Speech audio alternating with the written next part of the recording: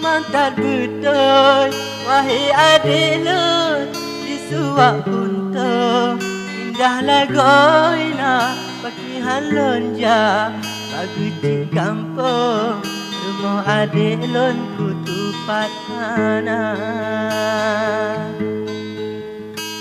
lam hati dan balik pantun kan ke adik lun balik haba memang lagi na abalun sambung ana adik lun jak karang haba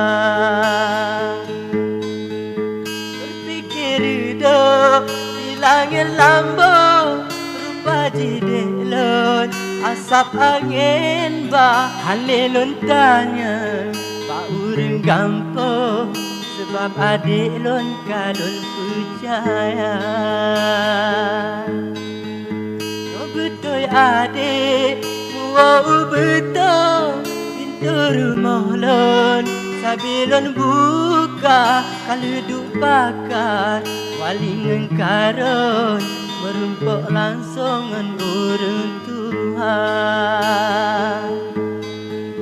Cukup tak laga delok bubur sinan adik lun kulale mata nale bocarat dino dari lun semangat rukun lah rumah tangga. Syarat pertama wahai judulun sujud kerabun sembahyang benar dan doa ke pelindung kata dengan lon rasa benar. Syarat kedua dinolong sambung urang cik tulung sama tak jaga benamu beda piringan kandung saboh-boh jagung tanyokoh dua.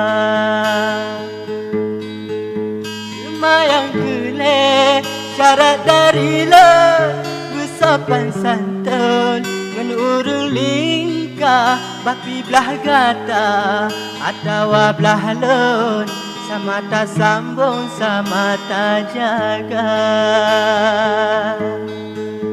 Ilon sep senang sino di betul anak payah lun minta ulua munyo itaba debo syarat lun jadi bang butong merumah tangga munyo itaba debo syarat lun jadi bang butong merumah tangga.